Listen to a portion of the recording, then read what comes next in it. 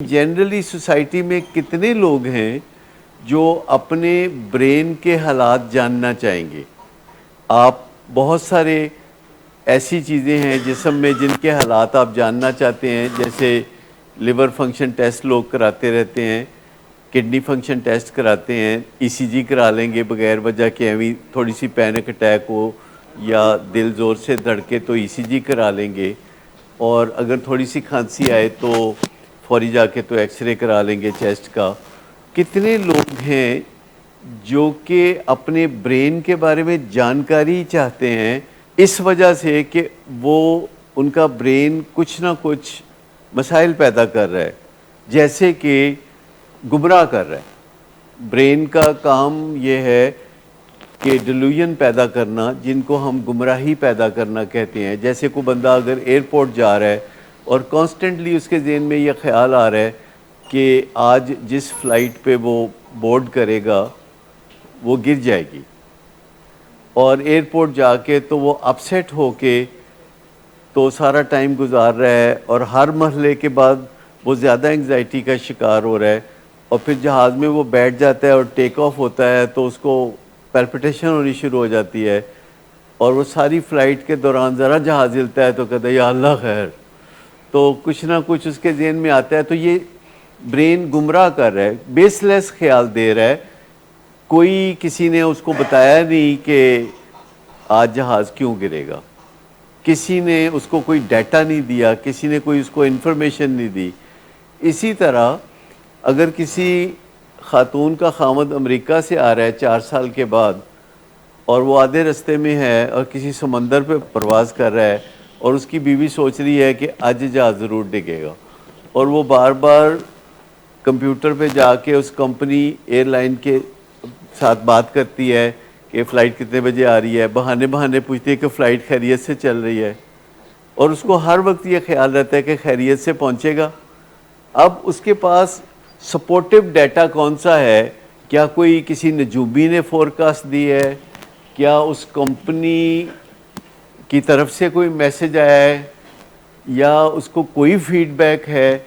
लेकिन उसका जहन इस तरह है कि वो सोच रही है, फिर वो सोचती है कि मेरा ख्याल है कि मैं 2 देगें दाता साहब दे दूं तो उससे ये मसला हल हो जाएगा, और वो 2 देगें फ़ौरन रेडी देगें फ़ौरन चली जाएंगी। या कोई मन्नत मान लेगी, अगर कोई बिजनेसमैन होगी, मेमन बिजनेस होगी तो कहेंगे बाद च देखेंगे, पहले मन्नत मान लेते हैं, कम होएगा तो पैसे खर्चेंगे। या फिर वो सोचेगी कि मैं कोई नफल पढ़ना शुरू कर दूं अपना ध्यान हटाने के लिए, या वो फिर कोई ट्रैंक्विलाइज़र लेगी जिससे कि उसका सेंट्रल नर्वस सिस्टम स्लो हो जाए, और उसको जो भी गुमराह ख्यालात आ रहे हैं और जो भी ख्यालात आ रहे हैं सारे ही डाउन चले जाए। लेकिन कौन सी चीज़ थी जो उसको ये सोचने पे मजबूर कर रही थी कि वो जहाज़ जिसमें उसका हस्बैंड है वो गिर जाएगा?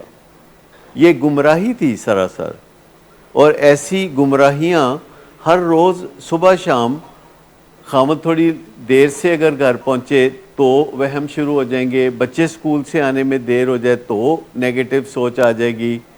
तो जो नेगेटिव सोच है जो कि अबंडेंटली आती है और उसके पीछे कोई डाटा नहीं होता, देखो ना, अगर तो ऐसा है कि आज शाम आपके घर में कोई फंक्शन है घर के लॉन में, और फोरकास्ट आ गई है कि बारिश हो जाएगी, तो आप फिक्रमंद हो गए हैं, तो ये गुमराही नहीं है, ये तो आपको डाटा मिला है कि आज 8 बजे ज़ोरदार बारिश होने वाली है, और आपने मार्की बनाई हुई है अपने गार्डन में, और वहाँ फंक्शन आपने रखा हुआ है, तो आप परेशान हो जाएंगे कि बारिश हो जाएगी क्योंकि फोरकास्ट आई है।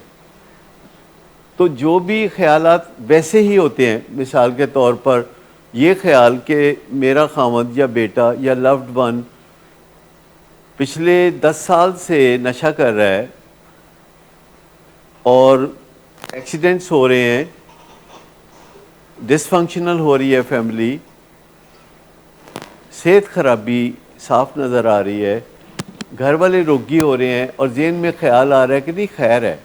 इस ख्याल को क्या कहेंगे? क्या ये पॉजिटिव है? ये भी डिल्यूजन है कि इंस्पाइट ऑफ द फैक्ट के फैमिली, कल ही एक फैमिली बता रही थी کہ 20 سال سے ہے یہ مسئلہ اور بربادی ہے اور تباہی ہے اور سب کچھ ہے. تو میں نے کہا کہ پھر آپ کیا سوچ رہے تھے؟ کہتے پتہ نہیں، ہم سوچ رہے تھے کہ خیال آ جائے گا اس کو. اب ڈیٹا پیچھے کیا ہے کہ اس کو خیال آ جائے گا؟ کوئی کسی نے بتایا کہ اس کو خیال آئے گا 2023 میں؟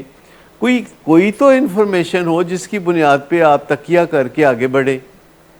لیکن بیٹھے بیٹھے آپ سوچ رہے ہیں کہ ہمارا مریض جو ہے وہ 15 سال کے بعد اگلے مہینے فیصلہ کرے گا کہ وہ نشہ چھوڑ دے.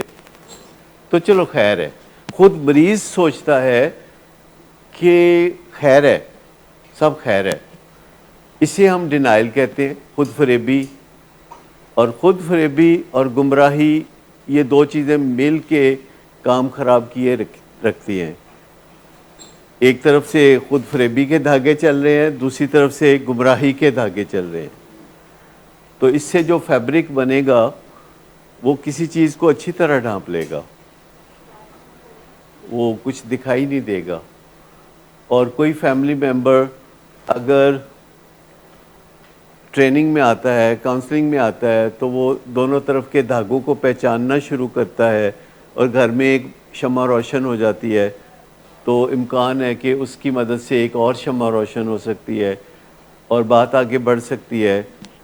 اور تسلسل کے ساتھ جب اس پہ کام کیا جائے گا تو بہتری آ سکتی ہے.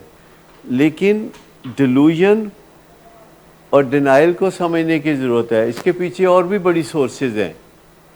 اس کے پیچھے 42 سورسز ہیں. 42 انسان کے دماغ کو انگزائٹی سے بچانے کے لیے 42 دفاعی حربے ہیں جو کہ انسان استعمال کرتا ہے، جس میں منیمائزیشن کرنا نہیں، خیر ہے، کوئی ایڈی گل خاص نہیں. تنگ بہت کرتا ہے، ہر روز سویرے شام بےزتی کرتا ہے، گھر دیاں چیزاں بیچ دیندا ہے، گل کرو تے گلے پیندا ہے، ہوا نال لڑدا ہے، کندھ نوں ٹھڈے ماردا ہے. ویسے ہے بہت اچھا، ہے بہت اچھا، ویسے ٹھیک ہے، دل دا بہت اچھا ہے. اب یہ ڈیلوژن ہے. بےزتی بہت کرتا ہے، مار پٹائی بھی کر دیتا ہے، ویسے پیار بہت کرتا ہے. تو یہ جو چیزیں ہیں یہ ڈینائل اینڈ ڈیلوژن ہے جس کا سامنا ہم سب کو ہوتا ہے. لیکن جس طرح ہم باقی چیزوں کا پتہ کرتے ہیں، دماغ کا ہم پتہ نہیں کرنا چاہتے. کیا یہ ستیلا آرگن ہے، کم امپورٹنٹ ہے، اس کو اگنور کرنے کے کوئی فوائد پائے جاتے ہیں؟ اصل بات تو بڑی سمپل سی ہے کہ جیسے آپ ایج ریلیٹڈ فکر مندی سمجھتے ہیں، ایج ریلیٹڈ، اگر آپ 40 سال کے ہو گئے ہیں تو کوئی بھی ڈاکٹر آپ کو کہے گا کہ سال میں ایک دفعہ آپ یہ ٹیسٹ کرا لیا کریں.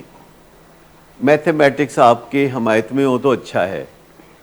جب آپ سال کے بعد یا 6 مہینے بعد کوئی خاص ٹیسٹ کراتے ہیں، بلڈ شوگر کروا لیتے ہیں، لیور فنکشن ٹیسٹ کرا لیتے ہیں، کڈنی فنکشن ٹیسٹ کرا لیتے ہیں اور سارے ٹھیک ہیں، ESR ٹھیک ہے اور آپ کا بلڈ پریشر ٹھیک ہے، آپ کا ٹیمپریچر پلس ٹھیک ہے، آپ کی ECG ٹھیک ہے، تو آپ یوں سمجھیں کہ آپ نے حقائق کو اپنے سامنے رکھ لیا ہے. اگر وہ حقائق اشارہ کر رہے ہیں کہ معاملہ ٹھیک ہے تو آپ تسلی میں ہو جائیں. لیکن اس میں برین کو نہیں شامل کرنا. باقی ٹیسٹ ہوتے ہیں جیسے بلڈ شوگر ٹیسٹ ہے، سامنے آ جائے گا، کڈنی فنکشن ٹیسٹ ہیں، کریٹنن، یوریا سب سامنے آ جائے گا، لیور فنکشن ٹیسٹ میں سب سامنے آ جائے گا. تو ایک کانکریٹ ایویڈنس سامنے آ جاتی ہے. جبکہ برین کے ابھی ایسے بائیو مارکرز نہیں ہے، جیسے کہ کولیسٹرول ایک بائیو مارکر ہے کارڈیو واسکولر ڈس آرڈرز کا، تو اس کے بائیو مارکرز نہیں ہیں. تو اس کا مطلب ہے کہ یہ تو پھر اور بھی ضروری ہے کہ جو اویلیبل نہیں ہے اس کو چھوڑ دیں اور جو اویلیبل ہے وہ کام کر لیا جائے. یعنی برین سکین کرایا جائے، جو کہ 2 طرح کے ہوتے ہیں برین سکینز. ایک ہوتے ہیں اسٹرکچرل، ایک ہوتے ہیں فنکشنل. تو وہ تو آپ کے سامنے ایک ایویڈنس آ گئی، آپ کے سامنے ایک ویڈیو آ گئی جسے آپ اپنے کمپیوٹر کی سکرین پہ یا کسی بھی سکرین پہ دیکھ سکتے ہیں کہ آپ کے برین کی ایک ویڈیو ہے جس میں آپ کے برین کے کچھ حصے نظر آ رہے ہیں اور وہ ایکٹیو یا پیسیو نظر آ رہے ہیں. آپ کے برین کے کچھ حصے ہیں جو کہ وہاں لائٹنگ جلتی بجھتی لائٹیں نظر آ رہی ہیں، جس کا مطلب ہے کہ وہاں فائرنگ ہو رہی ہے. اس کو ہم فائرنگ کہتے ہیں کہ نیورون فائر کر رہے ہیں، یعنی وہاں ایکٹیویٹی ہو رہی ہے. اور کچھ حصے ہیں جہاں ڈلنس نظر آئے گی، اور یہ تو فنکشنالٹی کی بات ہے. لیکن اگر سٹرکچر کی بات ہے تو نظر آ جائے گا کہ کس جگہ سٹرکچر ہیلدی اور کس جگہ سٹرکچر ان ہیلدی ہے، کس جگہ برین کے کس حصے کا سائز شرنک کر رہا ہے اور کس حصے کا سائز پھیلا ہوا ہے.